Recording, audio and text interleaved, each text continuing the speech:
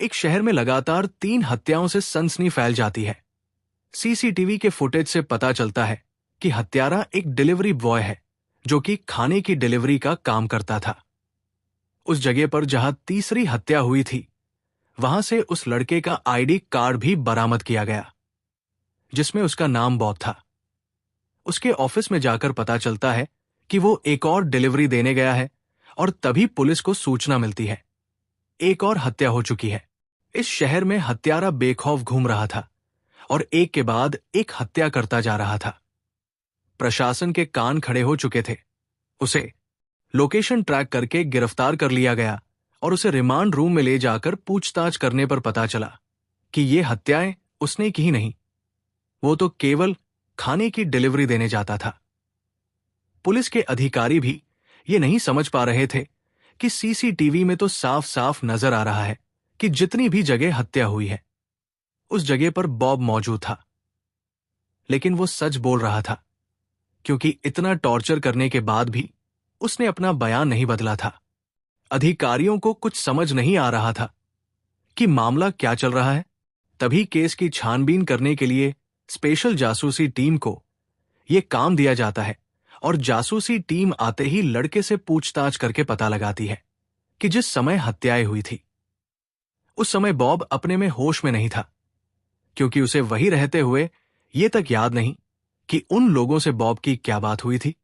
जासूसी टीम के अधिकारी बॉब का मस्तिष्क परीक्षण करवाना चाहते हैं क्योंकि उसी से पता चल सकता है कि उसकी मानसिक हालत ठीक है या नहीं और वो झूठ बोल रहा ये सच।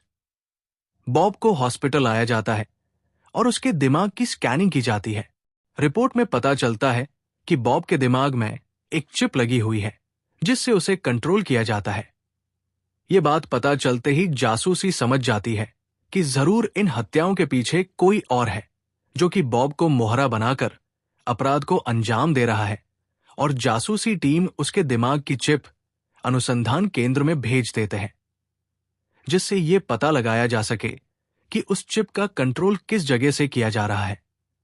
जासूसी टीम की छानबीन चल ही रही होती है कि अचानक शहर में 2 हत्याएं और हो जाती है और वहां भी बॉब की तरह किसी और डिलीवरी बॉय के होने के सबूत मिलते हैं। जासूसी टीम के अधिकारी अब ये बात समझ चुके थे कि हत्यारा कोई और है। ये तो सिर्फ मोहरे हैं, लेकिन शायद अपराधी ये बात नहीं जानता था और वो लगातार जुर्म करता जा रहा था। चिप का परीक्षण होने के बाद पता चलता है कि इसे कंट्रोल करने के लिए 5 किलोमीटर के दायरे में ही रहना होगा, मतलब अपराधी शहर के अंदर ही है। यह बात साबित हो चुकी थी और अब बारी थी उसे पकड़ने की, जिसके लिए जासूसी टीम साइबर पुलिस की हेल्प लेती है और हत्या होने वाली जगह से 5 किलोमीटर के दायरे का नेटवर्क एक्सेस करवा लेती है, जिससे उन्हें अपराधी के ऑनलाइन खाता, इंटरनेट की तकनीकी गतिविधियों की जानकारी मिलने लगती है।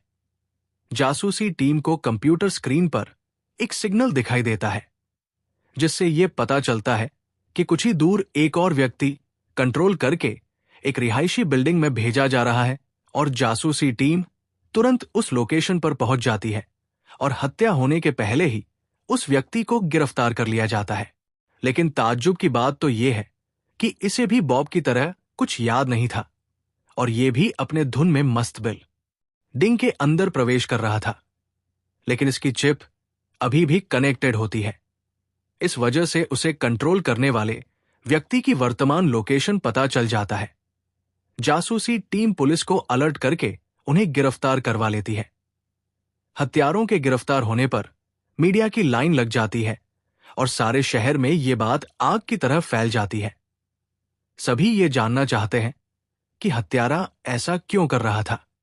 कुछ घंटों की पूछताछ से असली हत्यारा अपना अपराध स्वीकार कर लेता है और बताता है वो एक अनुबंधित हत्यारा, कॉन्ट्रैक्ट किलर है और पैसे लेकर इस काम को अंजाम देता है। इसके लिए वो बेरोजगार लोगों को डिलीवरी बॉय के काम पर रखता था और उन्हें बेहोश करके उनके दिमाग में चिप लगवा देता था, जिससे वो डिलीवरी बॉय इसके इशारों पर हत्याएं करते थे।